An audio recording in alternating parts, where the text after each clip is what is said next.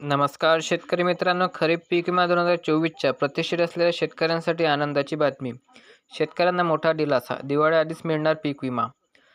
खरीप हंगाम 2024मध्ये नांदेड जिल्ह्यातील जवळपास 3 लाख शेतकऱ्यांचे अतिवृष्टी व सततच्या पावसामुळे नुकसान झाले आहे. त्यामुळे शेतकऱ्यांना सरसकट हेक्टरी 30,000 रुपये खात्यात जमा करावे, असे नांदेड जिल्ह्यातील शेतकऱ्यांची मागणी आहे. 25% अग्रिम पीक विमा मंजूर झाला असला तरी अद्यापही शेतकऱ्यांना 1 रुपया सुद्धा मिळाला नाही, असे शेतकरी सांगत आहे. दिवाळीपूर्वी पीक विमा शेतकऱ्यांच्या खात्यात जमा करा, नाहीतर जिल्हाधिकारी कार्यालयावर मोर्चा काढण्यात येईल आणि चक्काजाम आंदोलन देखील करण्यात येईल, असे सुद्धा शेतकऱ्यांच्या वतीने सांगण्यात येत आहे. खरीप हंगाम 2024मध्ये जिल्ह्यातील सोयाबीन कापूस उत्पादक शेतकऱ्यांचे प्रचंड प्रमाणात नुकसान झाले. त्यामुळे शेतकऱ्यांना तात्काळ नुकसान भरपाई द्यावी, अशी मागणी शेतकऱ्यांच्या वतीने करण्यात येत आहे.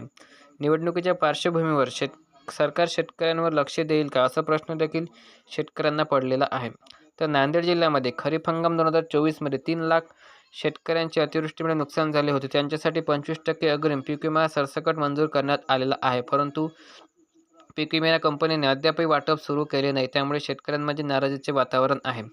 दिवाळीपूर्वीच हा पीक विमा शेतकऱ्यांच्या बँक खात्यात जमा होणार, अशी माहिती समोर आलेली आहे. पण हा नक्की होणार का, याविषयी शेतकऱ्यांमध्ये संभ्रम निर्माण झालेला आहे.